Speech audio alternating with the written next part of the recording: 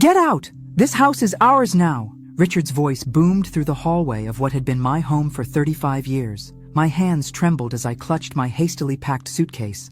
The weight of it, nothing compared to the heaviness in my chest. I looked into the faces of my children, Jennifer and Michael, standing behind their father, their expressions a mixture of defiance and something else. Was it guilt? Shame? It didn't matter. They had chosen their side. You have 30 minutes to collect whatever else you need, Eleanor, Richard continued, checking his Rolex, the one I'd given him on our 25th anniversary. Anything left behind becomes our property. 3 months after our divorce was finalized, and this was how it ended. 35 years of marriage, of cooking meals, of kissing scraped knees, of planning birthday parties, of building a life, all dismissed with the cruel efficiency of someone discarding an outdated appliance. You can't do this, I whispered, my voice barely audible even to my own ears. This is my home too. Jennifer stepped forward, her perfectly manicured hand resting on her father's shoulder. At 32, she had grown to mirror Richard in more ways than one, ambitious, calculating,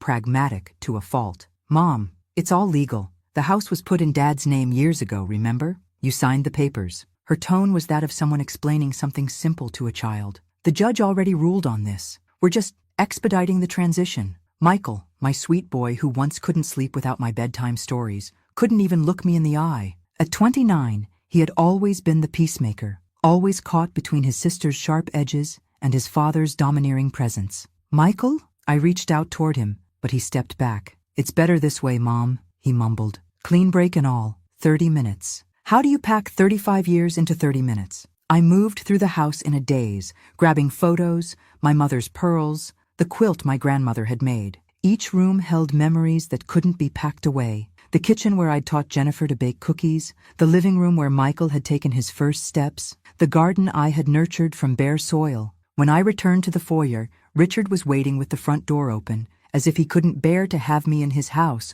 a moment longer than necessary. Your time's up, Eleanor. Where am I supposed to go? I asked, though I already knew he didn't care. That's not our problem anymore, Jennifer replied, her voice clinically detached. You should have thought about that before the divorce. As I stepped over the threshold, Richard placed something cold and metallic in my palm. My house key, the one I'd used every day for over 3 decades. You won't be needing this anymore, he said with finality. The door closed behind me with a decisive click. I stood on the porch of what had been my home, surrounded by 3 suitcases and a cardboard box, the sum total of what remained of my life with them. Through the window, I could see them hugging, celebrating their victory. They thought they had won. They thought they had taken everything. What they didn't know, what they couldn't possibly imagine, was that I had been preparing for this moment for years. And the surprise I had in store for Richard Mitchell and our ungrateful children would change everything. I pulled out my phone and made the call I'd been saving for exactly this scenario. Sarah,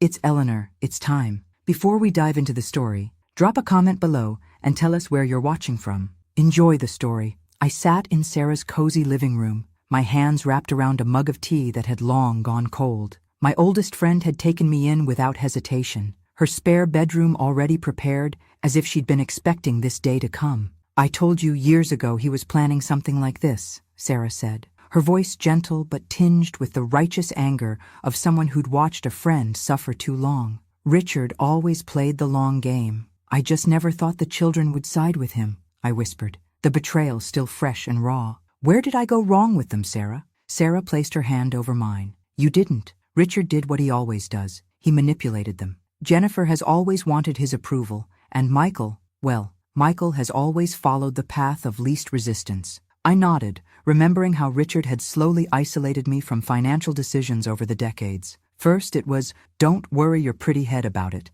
Then, I've got it under control. Until eventually, I had no idea what we owned or owed. Did you bring it? Sarah asked, nodding toward my purse. I pulled out a small, weathered notebook. My insurance policy started 10 years ago when I first suspected Richard was having affairs. It contained dates, times, account numbers, overheard phone conversations, and photographs of documents I'd secretly copied. Everything's here, I confirmed. Every transaction, every offshore account, every client he's defrauded. Sarah's eyes widened. Eleanor Mitchell, you cunning woman. I never would have thought you had it in you. A small smile crossed my face. Neither would Richard. That was his mistake. My phone buzzed with a text from Jennifer. Mom, We need Dad's vintage cufflinks for a business dinner. Where did you hide them? The audacity stole my breath. Not even a word about where I was or if I was okay. Don't answer, Sarah advised. They've made their choice. I set the phone down. Tomorrow we call Robert. Robert Williams had been Richard's biggest rival in the investment business for decades. He was also the man who had warned me at a Christmas party 7 years ago that my husband was playing with fire. At the time, I dismissed it as professional jealousy. Now, I understood it had been a warning. Are you sure you're ready for what comes next? Sarah asked. Once you start this, there's no turning back. I thought of the look on Richard's face as he closed the door on 35 years of marriage. I thought of Jennifer's cold dismissal and Michael's inability to meet my eyes. They think they've taken everything from me, I said, my voice growing stronger. But they have no idea what I'm about to take from them. As I drifted off to sleep that night in Sarah's guest room, surrounded by unfamiliar shadows, I realized something. For the first time in decades, I wasn't afraid of Richard Mitchell anymore, and that made me dangerous. Robert Williams's office overlooked Central Park, the expansive greenery a stark contrast to the steel and glass fortress of Williams Investment Group. At 65, Robert still commanded attention, silver-haired, impeccably dressed, with eyes that missed nothing. Eleanor, he said, rising from behind his desk as Sarah and I were shown in. I've been expecting your call for years. You have? I asked, surprised. He gestured for us to sit. Richard Mitchell has made a career of cutting corners and burning bridges. The only surprise is that you stayed as long as you did. I placed my notebook on his desk. I brought everything. Robert's eyebrows rose as he flipped through the pages. My God, Eleanor, this is comprehensive. I had a lot of sleepless nights, I said simply. For the next hour, we went through my evidence. The shell companies Richard had created to hide assets from clients, the forged signatures, the falsified returns, the money laundering for certain special clients whose names never appeared in official records. This is enough to bury him, Robert said finally, looking up from the notebook. But are you prepared for the fallout? Your children are implicated in some of these transactions. My heart constricted. Jennifer is. Michael, I don't think he knows. He's the CFO, Eleanor, Robert said gently. Even if he didn't actively participate, he signed off on these statements. The realization hit me like a physical blow. My son, my sweet, conflict-avoiding son, could face criminal charges. I need time to think, I said, suddenly uncertain. Robert nodded. Take a day, but only a day. If what's in this notebook is accurate, a lot of people are losing money as we speak. As we left the building, my phone rang. Michael's name flashed on the screen. Should I answer?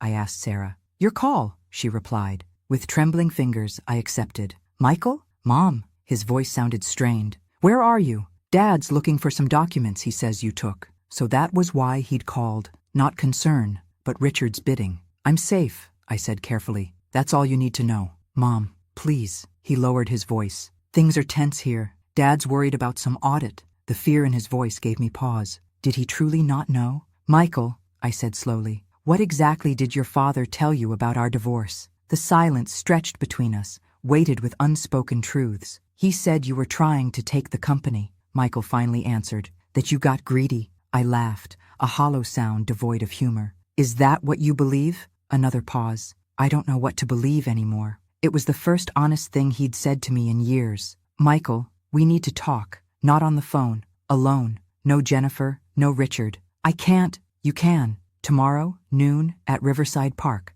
The bench where we used to feed the ducks when you were little. After a long moment, he whispered, okay. As I hung up, Sarah looked at me questioningly. Change of plans, I said. I need to give Michael a chance. But as we walked away from Robert's building, I couldn't shake the feeling that I was being watched. The next morning, Sarah's doorbell rang at 7 a.m. Through the peephole, I saw Jennifer standing in the hallway, immaculately dressed in a business suit despite the early hour. Don't answer it, Sarah whispered from behind me. I have to, I replied. She's still my daughter. When I opened the door, Jennifer didn't wait for an invitation. She strode in, surveying Sarah's apartment with thinly veiled disdain. So this is where you're hiding, she said. I'm not hiding, Jennifer. Your father threw me out, remember? She waved away my words as if they were irrelevant. I need those documents you took. What documents? Jennifer's perfectly composed face showed a flicker of irritation. Don't play dumb, Mom. It doesn't suit you. Dad says you've been collecting information for years, planning this. Planning what exactly? To destroy him. To destroy what we've built. She adjusted her designer watch, another gift from Richard, no doubt. I won't let you. The coldness in her voice chilled me. This wasn't the little girl who'd once crawled into my bed during thunderstorms. This was Richard's protégé, molded in his image. What happened to you, Jennifer? I asked softly. Something flashed in her eyes. Pain, perhaps, or a memory of who she'd once been. But it vanished quickly. I grew up. I learned how the world really works. She stepped closer. Whatever you're planning, stop now. You don't want to go to war with Dad. You'll lose everything. I already have, I replied. Jennifer's expression hardened. Not yet, you haven't. This is just a taste. Dad knows you met with Robert Williams yesterday. He has friends everywhere, Mom. Eyes everywhere. My blood ran cold. Are you threatening me? I'm warning you. For old time's sake. She reached into her purse and placed an envelope on Sarah's coffee table. Sign these papers. They're a formal relinquishment of any claims to Dad's business or assets. Sign them, and this all goes away. And if I don't? Jennifer straightened her jacket. Then I can't protect you. Or Michael. Protect Michael? From what? From what's coming. She moved toward the door. You have until midnight. After that, Dad releases the evidence. Evidence of what? I demanded. Tax fraud, with your signature all over it. After she left, Sarah emerged from the kitchen where she'd been listening. He's framing you, she said. I nodded, opening the envelope with shaking hands. The documents inside were comprehensive, a complete surrender of any claims I might have on Richard's assets. I need to warn Michael, I said, reaching for my phone. But Michael wasn't answering, and as noon approached, I faced a terrible choice. Sign away my future, or risk walking into a trap at Riverside Park. Sarah handed me her pepper spray. Whatever you decide, be careful. Richard is desperate, and desperate men are dangerous. As I stepped outside,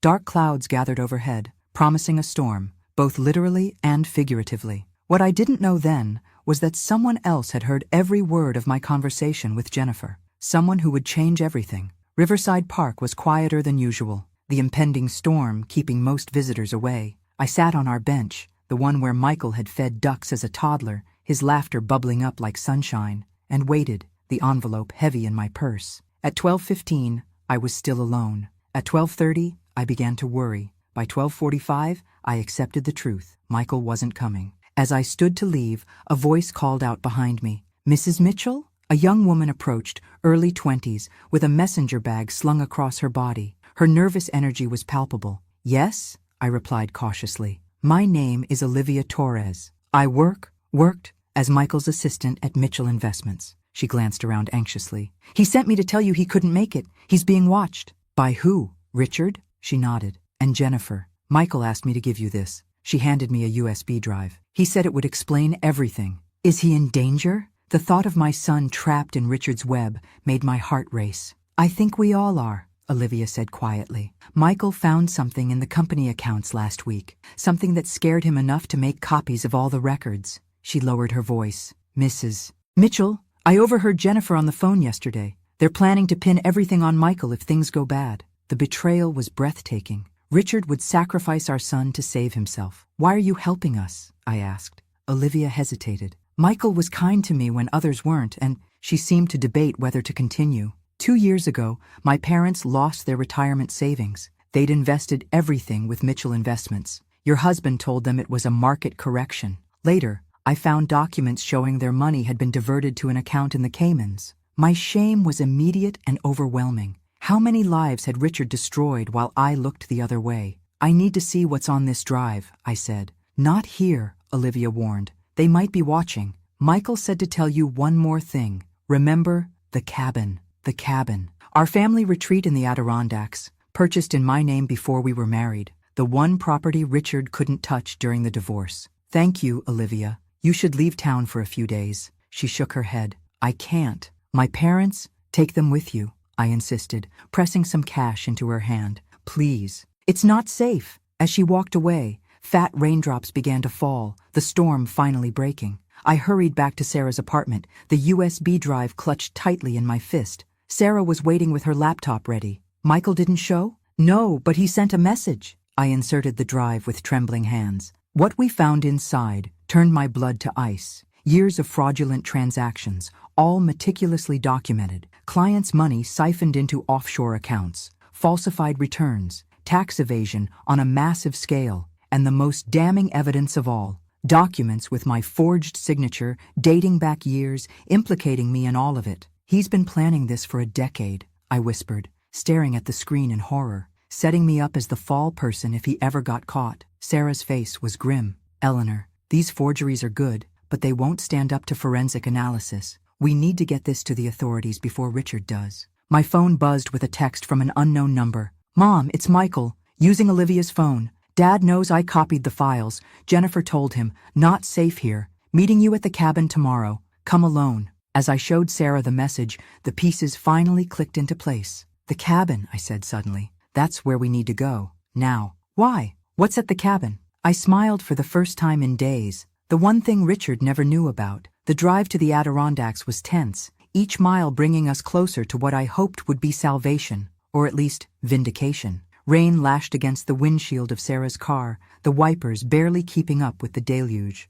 Are you going to tell me what we're looking for? Sarah asked, eyes fixed on the treacherous mountain road. When Richard and I bought the cabin, I insisted on a safe. He thought it was for jewelry. But it wasn't? I shook my head. It was for documents. Important ones. We arrived at dusk, the cabin a dark silhouette against the stormy sky. It had been years since my last visit, but the key still worked, the door swinging open with a familiar creak. Inside, everything was exactly as I remembered. The stone fireplace, the worn leather sofa, the kitchen where we'd prepared countless family meals. Before the ambition, before the affairs, before Richard became someone I no longer recognized. Where's this safe? Sarah asked, shaking rain from her coat. I moved to the main bedroom, kneeling beside the bed to pull up a floorboard that had always been loose. Beneath it, just as I'd left it, was a small floor safe. Richard never knew the combination, I explained, turning the dial with practiced ease. It's the date we met, the date we bought this cabin, and the dates the children were born.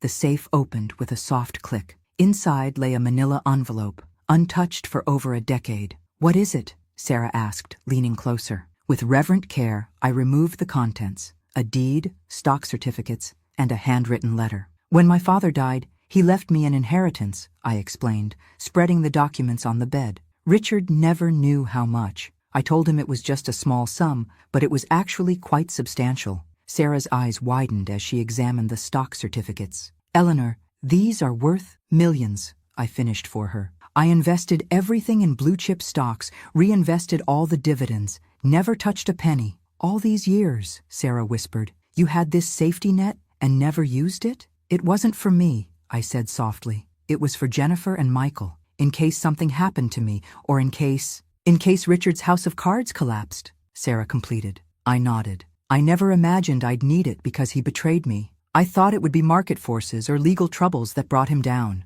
As we catalogued the assets, the true extent of my secret fortune became clear. Enough to start over, enough to fight back, enough to ensure Richard couldn't destroy our children, even as he tried to destroy me. A noise outside stopped our conversation cold, the sound of tires on gravel. Michael? Sarah suggested. I shook my head, a chill running down my spine. He said tomorrow. Carefully, I moved to the window and peered through the curtains. A familiar black Mercedes was parked beside Sarah's car, its headlights still on, illuminating the curtain of rain. It's Richard, I whispered, and he's not alone. Through the downpour, I could make out 3 figures approaching the cabin. Richard in his expensive coat, Jennifer close behind, and between them, Michael, his posture defeated, his hands appearing to be bound in front of him. Oh, God, Sarah gasped, looking over my shoulder. What have they done to him? I quickly gathered the documents, shoving them back into the safe. We need to hide these, now. What about Michael? They're forcing him here.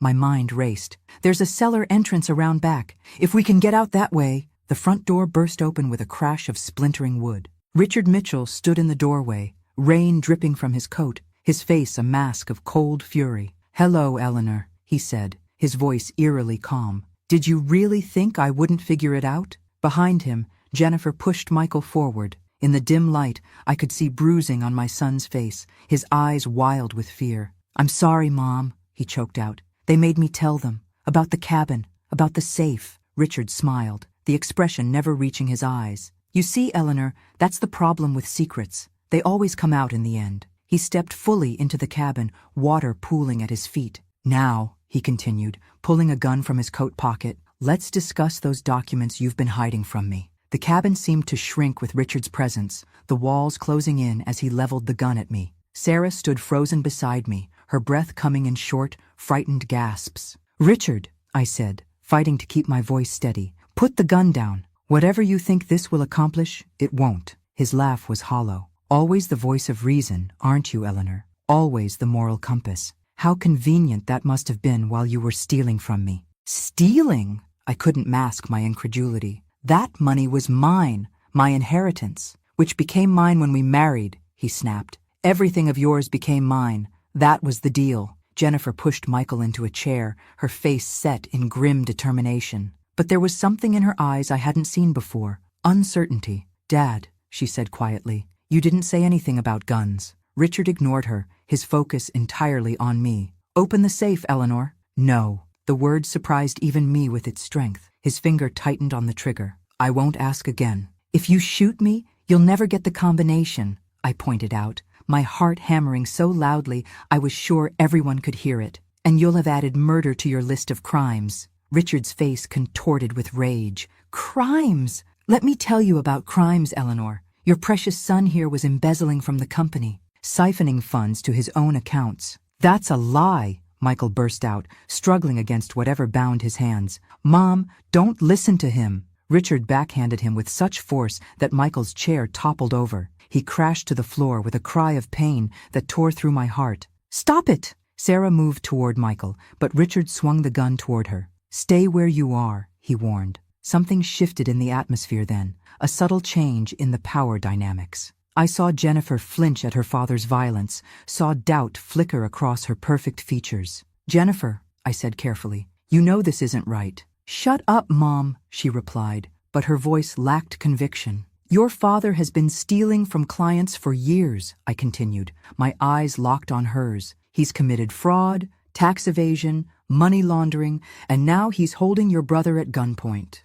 Is this really who you want to be?" "I said shut up," Jennifer's voice cracked. "You abandoned us. You gave up." "I filed for divorce," I corrected gently. "I never abandoned you. I never would have abandoned either of you." Richard's patience snapped. "Enough. Jennifer, find the safe. Now." As Jennifer hesitantly began searching the room, I caught Michael's eye from where he lay on the floor. A silent communication passed between us, a plan forming in the space of a heartbeat. "It's under the bed," I said finally. "I'll open it." Richard motioned with the gun, slowly. I knelt beside the bed, lifted the floorboard, and dialed the combination, aware of Richard hovering over me, his breath hot on my neck. The safe clicked open. "There," I said, stepping back. "Take it. Take everything. Just leave us alone." Richard holstered his gun to reach for the documents inside, his greed momentarily overriding his caution. In that instant, Michael surged upward from the floor, his bound hands swinging in an arc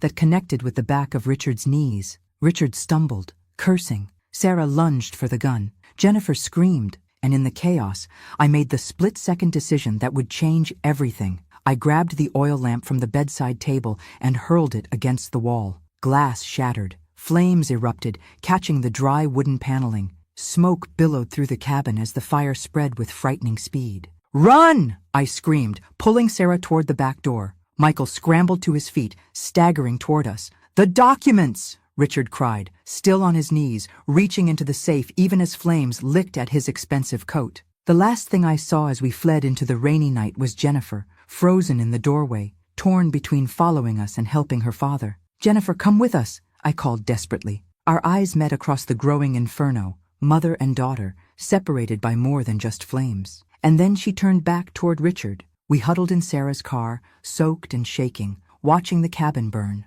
The rain had intensified, but it wasn't enough to douse the flames consuming my past. "Are they still in there?" Sarah whispered, her face ghostly in the dashboard lights. Michael, his hands now freed from the zip ties Jennifer had used, pressed his face against the window. "I don't see them." As if summoned by his words, two figures emerged from the blazing cabin. Richard, clutching a charred bundle of papers, and Jennifer, supporting him as he limped toward their Mercedes. "We need to go," I said urgently. "Now!" Sarah started the engine just as Richard spotted us. Even through the rain and darkness, I could see the murderous rage on his face. "He got the documents," Michael said, slumping in the back seat as we lurched down the muddy drive. "It's over." A strange calm settled over me. "No. It's not. Mom, you don't understand." Michael insisted. Those papers were everything, the proof of his crimes, your inheritance. Not everything, I interrupted. What he took were copies, outdated ones. Michael and Sarah stared at me in disbelief. The real documents are in a safe deposit box in Boston, I explained. Along with copies of everything on your USB drive, Michael. I made duplicates this morning before we left. For the first time in days, hope flickered in my son's battered face. You knew he'd come? I suspected. Your father was always predictable in his desperation. I turned to face him fully. Now tell me everything. Why did they bring you here? What does Richard really want? Michael's story poured out as Sarah navigated the treacherous mountain roads. How he'd discovered the extent of his father's crimes while preparing quarterly reports. How he'd confronted Richard, only to be told that I was the mastermind behind the fraud. How Jennifer had found him copying files and betrayed him to their father. He's planning to flee the country, Michael concluded. Tomorrow night, he has a private plane on standby and accounts set up in countries with no extradition treaties. And he's pinning everything on me, I said, the final piece clicking into place. Not just you anymore, Michael said grimly. Once I found those files, I became a liability too. Jennifer's the only one he trusts now. She looked uncertain back there, Sarah observed, when Richard hit you. I remembered the doubt in Jennifer's eyes, the hesitation. She's starting to see him for what he is. It's too late, Michael said bitterly. The FBI has been investigating Dad for months. An agent approached me last week asking questions. That's why I started digging deeper. When everything falls apart, Jennifer will go down with him. The thought of both my children in prison made my blood run cold. We need to get to Boston, get those documents. Then we go to the FBI ourselves. They'll never believe you over Richard, Michael warned. He has too many connections, too many people in his pocket. Maybe, I acknowledged. But there's someone who might tip the scales in our favor. I pulled out my phone, scrolling to a number I hadn't called in years. Someone Richard fears more than anyone. Who? Sarah asked. His first wife. Michael's sharp intake of breath told me he understood the significance. Patricia Mitchell had vanished from Richard's life long before I entered it, her name forbidden in our household. All I knew were whispered rumors of a settlement that had nearly bankrupted Richard 30 years ago. As I pressed dial, lightning illuminated the road ahead, revealing a police roadblock, and Richard's Mercedes already pulled over, Richard himself gesturing wildly toward our approaching car. He's reporting us for arson, Sarah realized, slowing down. We can't stop, I said, the phone ringing in my ear. We have to get through. Sarah's knuckles whitened on the steering wheel. How? As Patricia's voicemail message played in my ear, I made another split-second decision. Floor it, now. The motel room was sparse but clean, its anonymity our only protection. After evading the roadblock, Sarah's unexpected driving skills sending us bumping through a drainage ditch and onto a service road, we'd driven for hours, switching to Michael's credit card for the room once we were sure we weren't being followed. Patricia will call back, I assured Michael and Sarah, though the woman hadn't answered any of my 3 attempts to reach her. She has to. Michael paced the small room, his nervous energy palpable. Even if she does, what can she possibly tell us that would help now? Dad's probably told the police we kidnapped me, committed arson, maybe even tried to kill him. Patricia knows things about your father, I said. Things that even I don't know. My phone rang, startling us all. Unknown number. Eleanor Mitchell, I answered, my voice steadier than I felt. I never thought I'd hear from you. The voice was cultured, with a hint of a southern accent. Richard must have finally shown his true colors. Patricia? The one and only, though I haven't used that name in decades. There was rustling on the line, as if she was settling in for a long conversation. Tell me what that bastard has done now. For the next 20 minutes, I laid out everything. The divorce, the eviction, Richard's fraud, the setup, the cabin, the gun. Patricia listened without interrupting. So he hasn't changed, she said when I finished. Still the same monster, just with new victims. I need your help, I told her.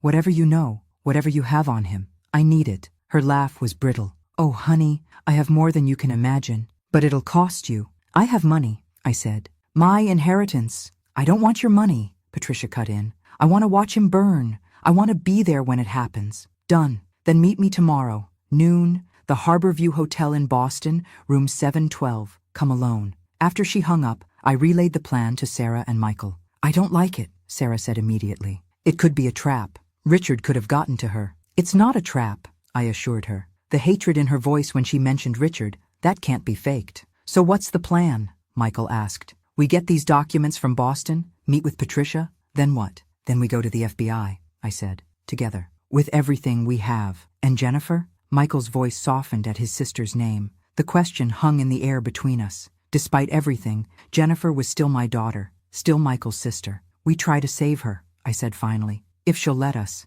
As dawn broke, my phone buzzed with a text from another unknown number. It's Jennifer. We need to talk. Alone. I showed the message to the others. It's another trap, Sarah insisted. Maybe, I conceded. Or maybe she's finally seeing the truth. How would she even get your number? Michael asked. A cold realization washed over me. She wouldn't. Unless... I never finished the sentence. The motel room door burst open, wood splintering around the lock. Men in dark suits flooded in, guns drawn. FBI, hands where we can see them. We froze, arms raised. A man in a tailored suit stepped through the chaos, his badge glinting in the early morning light. Eleanor Mitchell? He asked, though he clearly knew who I was. I'm Special Agent Carter. You're under arrest for fraud, money laundering, and tax evasion. As they handcuffed me, I looked desperately at Michael. Get to Boston! Find Patricia! The last thing I saw as they led me away was Sarah grabbing Michael's arm,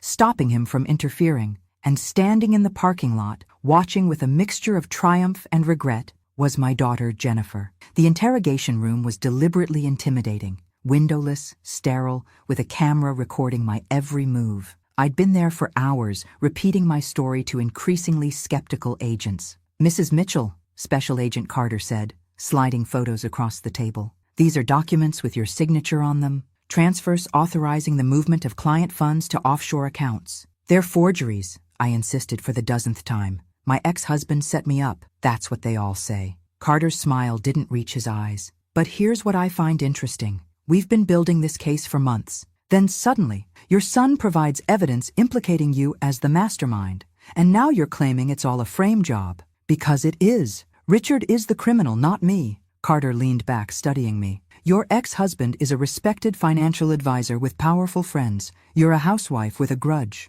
Who do you think the jury will believe? The door opened, and another agent whispered something to Carter. His expression shifted. Seems you have a visitor, he said, gathering his files. Someone very insistent on seeing you. He left, and minutes later the door opened again. Jennifer stepped in, closing it behind her. I straightened. Emotions warring within me. Love, hurt, betrayal, hope. Jennifer. She looked different somehow, smaller, less certain. The perfectly polished corporate facade had cracked. Mom, she began, her voice trembling slightly. I need to ask you something, and I need you to tell me the truth. I've only ever told you the truth, I said quietly. She placed a folder on the table between us. These documents. Dad says you created them to embezzle from the company, that you've been planning to destroy him for years. I didn't touch the folder. And you believe him? I don't know what to believe anymore. Jennifer's composure cracked entirely, tears spilling down her cheeks. Dad has evidence. Michael has evidence. You have evidence. Everyone has their version of the truth, and I can't tell which is real. Why are you here, Jennifer? I asked gently. What do you want from me? She wiped her tears angrily. Last night after the cabin, Dad was different, frightening. He told me we needed to take care of Michael before he caused more problems. The way he said it, she shuddered. I think he meant permanently. Ice flooded my veins. Where is Michael now? I don't know. I helped the FBI find you, but Michael and Sarah weren't there when they made the arrest. Thank God for small mercies. Jennifer, listen to me. Your father is desperate. He's planning to flee the country tonight, and he's setting me up to take the fall for his crimes. He said the same about you, she countered. Then look at the evidence objectively, I urged. Those signatures, compare them to ones you know are genuinely mine. The timing of the transfers, the accounts they went to. Follow the money, Jennifer. She hesitated. Even if what you're saying is true, it's too late. The FBI has their case.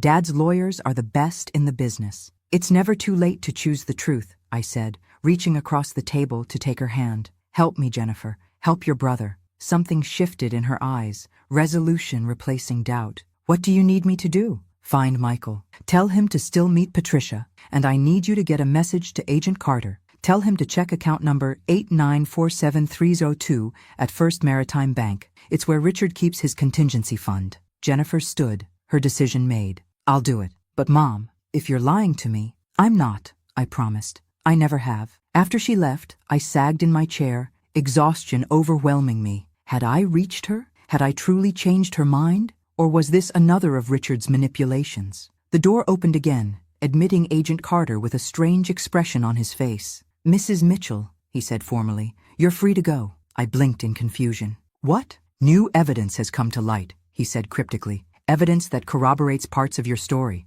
"What evidence? Who brought it?" Carter's poker face slipped, revealing genuine astonishment. "Your ex-husband's first wife, Patricia Lawson. She's waiting outside with documentation going back 30 years. As I collected my belongings in a daze, one thought burned in my mind. Patricia had come to me, not waited for our meeting. But why? The answer waited in the lobby. Patricia Lawson, elegant in her 60s, standing beside a man I recognized immediately, Robert Williams. "Eleanor," Robert greeted me grimly, "we have a problem. Richard has Michael." "What do you mean Richard has Michael?" The FBI office seemed to spin around me. How is that possible? Patricia Lawson, still beautiful at 67, her silver hair elegantly styled, took my arm, steadying me. "Let's not discuss this here. My car is waiting." In the back of Patricia's limousine, with Robert beside me and Patricia opposite, the full story emerged. After my arrest, Michael had insisted on continuing to Boston alone, sending Sarah to contact Robert for help.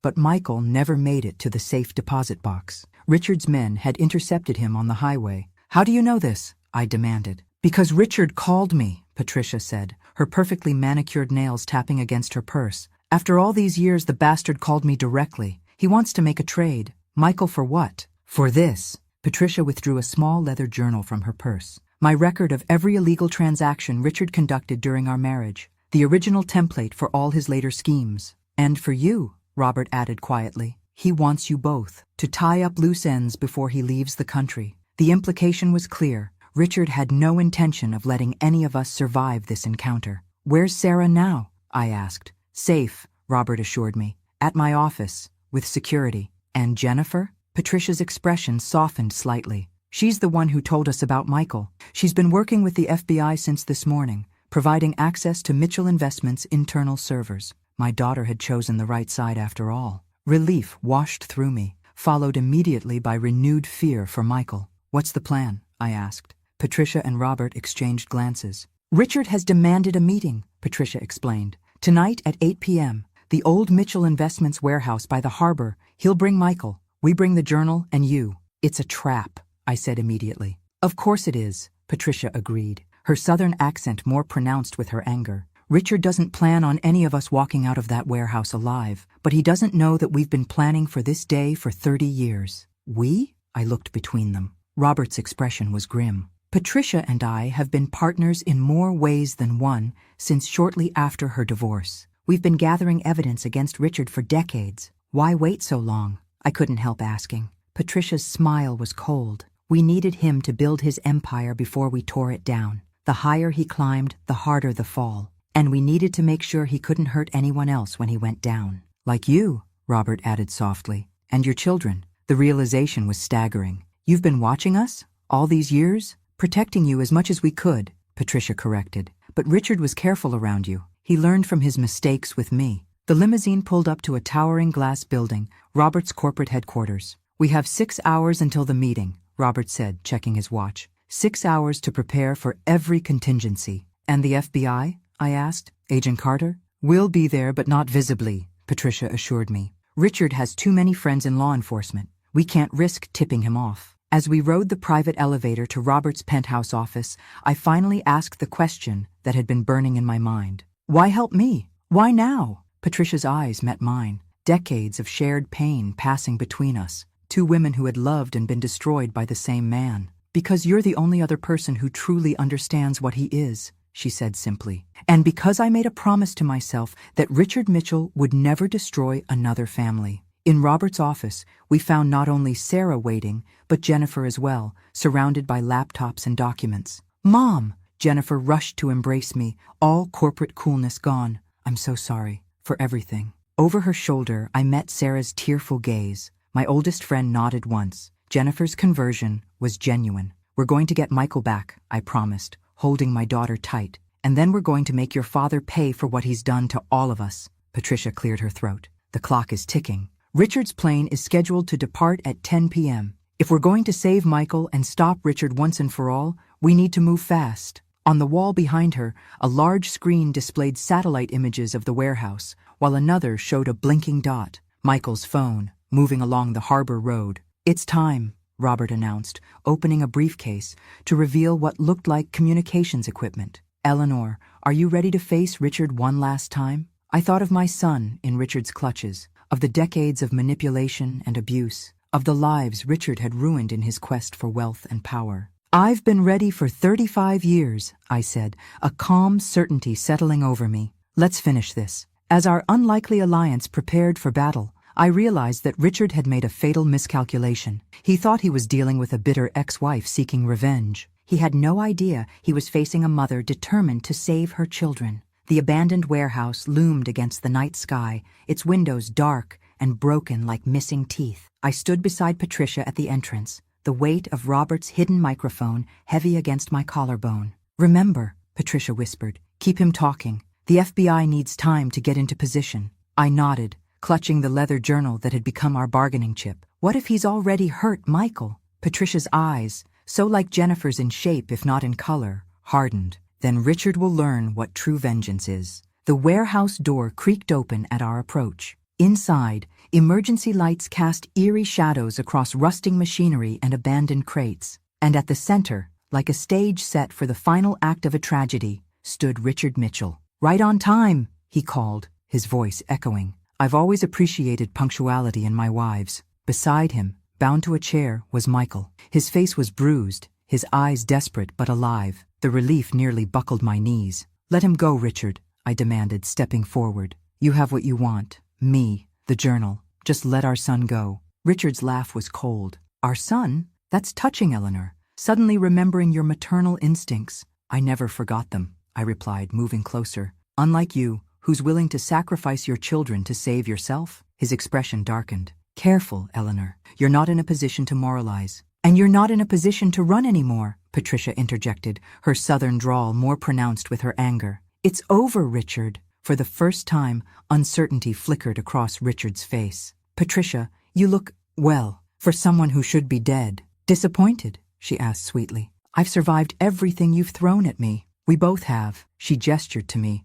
"Did you really think we wouldn't find each other eventually?" Richard's hand moved to his jacket pocket, where I knew he kept his gun. "A touching reunion, but I'm afraid this conversation has reached its conclusion." He withdrew the weapon, pointing it at Michael. "The journal, now, or our son becomes an only child." I stepped forward, extending the journal. "Take it. Just don't hurt him." As Richard reached for the journal with his free hand, I locked eyes with Michael. A silent communication passed between us, a mother and son, united in purpose. In that moment, everything happened at once. Michael kicked out, his chair toppling sideways. Patricia threw something, a pen, with startling accuracy, striking Richard's gun hand.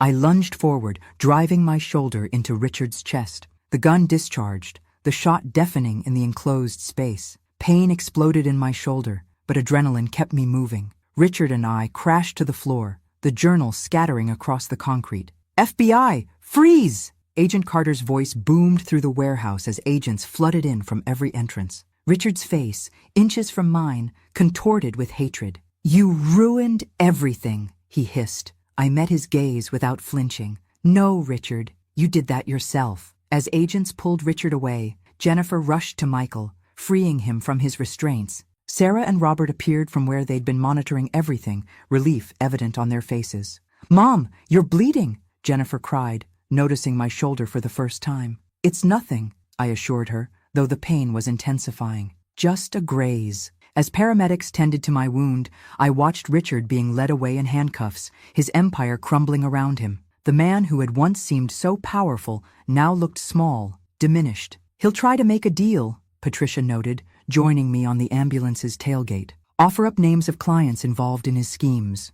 "Let him," I said wearily. "Justice is justice, no matter how it comes." Michael and Jennifer approached, both looking exhausted but somehow lighter, as if a burden had been lifted. "What happens now?" Michael asked, taking my hand. I looked at my children, really looked at them, and saw not the bitter adults who had thrown me out of my home, but the vulnerable, confused people they'd become under their father's influence. "Now we heal," I said simply, "together." 6 months later, I stood on the porch of my new home, smaller than the old one, but truly mine. The criminal trials were ongoing, but Richard's financial empire had collapsed completely. The money I'd secretly saved had been enough to start over, enough to help Michael and Jennifer start over too. Sarah sat beside me on the porch swing, 2 glasses of wine between us. "Did you ever imagine it would end this way?" she asked. I thought of the frightened woman I'd been, standing on another porch with 3 suitcases and a broken heart. "No," I admitted. "I thought I'd lost everything."